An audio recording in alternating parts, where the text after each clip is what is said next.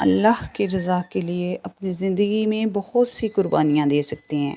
سب سے پہلے ہم اپنی خواہشات کو اللہ کے حکم کے آگے جھکا سکتے ہیں اور اپنی نیند قربان کر کے نماز کے لیے اٹھ سکتے ہیں۔ ہم اپنی دولت کے اللہ کے راستے میں خرچ کر سکتے ہیں۔ اپنی زبان کو جھوٹ، غیبت اور برے الفاظ سے بچا سکتے ہیں۔ ہم اپنی آنکھوں کو برے مناظر دیکھنے سے روک سکتے ہیں اور اپنی قوت کو دوسروں کی خدمت میں لگا سکتے ہیں۔ اپنی انا، غرور کو قربان کر کے عاجزی اختیار کی جا سکتی ہے۔ ہم اپنے وقت کو فضولیات میں ضائع کرنے کے بجائے ذکر الہی اور نیکیوں میں صرف کر سکتے ہیں۔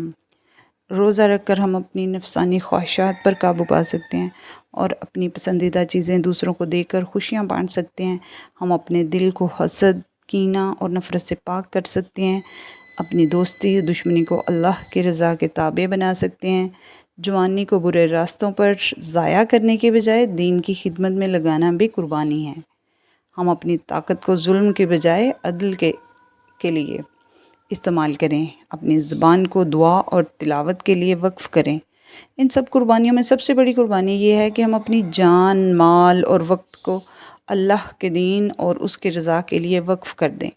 جب ہم اللہ کے لیے قربانی دیتے ہیں تو دل کو ایک عجیب سا سکون اور روح کو روشنی ملتی ہے۔ دنیا کے دکھ، تکلیفیں اور مشکلات بھی آسان لگنے لگتی ہیں، کیونکہ ہمیں یقین ہوتا ہے کہ اللہ ہمارے ہر عمل کو دیکھ رہا ہے۔ قربانی کے یہ جذبے ہمیں اللہ کے قریب لے آتے ہیں اور ہمیں ہماری زندگی کو اصل مقصد عطا کرتے ہیں۔ حقیقی خوشی اسی میں ہے کہ ہم سب کچھ اللہ کے لیے قربان کر دیں، کیونکہ جو اللہ کے لیے قربان کرتا ہے وہ کبھی خسارے میں نہیں رہتا۔